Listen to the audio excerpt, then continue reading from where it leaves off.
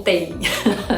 A continuação do vídeo dos pontos de atenção, dos pontos críticos quando a gente fala de um desenvolvimento de um classe 2. Então, no primeiro vídeo, a gente falou sobre insumo farmacêutico ativo, as características principais, tamanho de partícula, polimorfo, o que a gente precisa controlar, o que tem que ser conhecido e controlado, porque endereçam solubilidade, e isso é um ponto crítico para o classe 2. E hoje a gente vai tratar sobre os recipientes dessa composição e também sobre os meios de dissolução. Então, recipiente para classe 2, o que eu preciso me atentar? Então ele é um IFA de baixa solubilidade e um produto que vai ter características ali onde a formulação vai precisar ajudar esse IFA no processo de solubilização depois da deglutição, ou seja, em vivo, né? Então é sempre fundamental que a gente olhe o produto de referência e entenda se nessa composição do produto de referência existem recipientes críticos. E quando eu falo de um classe 2, o que é crítico?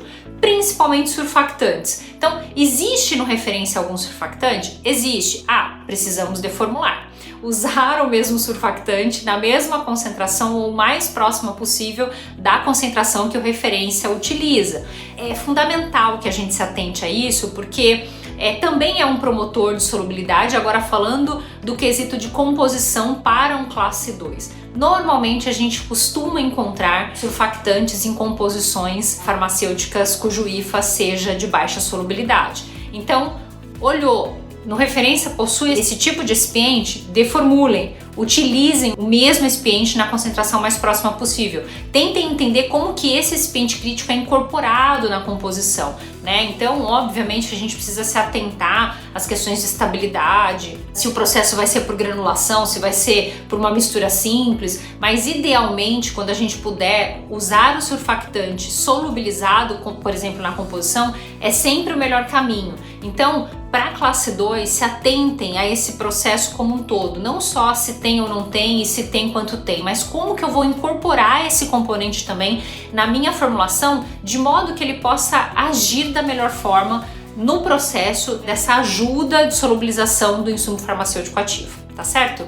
E por último, meio de dissolução. Aqui, fatalmente, a gente não vai ter um perfil de liberação igual nos 3 meios. Ou a gente até pode ter, mas aí provavelmente não vai liberar quase nada em nenhum dos meios. Então aqui a gente precisa entender um pouco mais sobre as questões de dissociação e ionização dessa molécula no meio de dissolução, entender qual é o meio mais favorável, o processo de realizar e conduzir o estudo de solubilidade desse IFA prévio ao desenvolvimento é fundamental para que você já direcione melhor o seu meio de dissolução e até entenda se você não vai precisar lançar mão de uso de surfactantes também no meio de dissolução. Então, como recomendação aqui para essa classe de IFAs, né, como classe 2, a gente precisa ter um caminho muito mais direcionado, né, às questões de solubilidade, tanto do IFA quanto do produto, e o produto eu preciso me aprofundar um pouco mais no que se relaciona com os aspectos de dissolução, tá certo?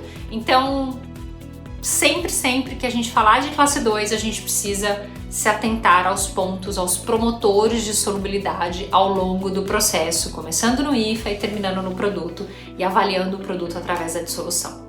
Era isso, eu espero que vocês tenham gostado, um forte abraço e até o próximo vídeo.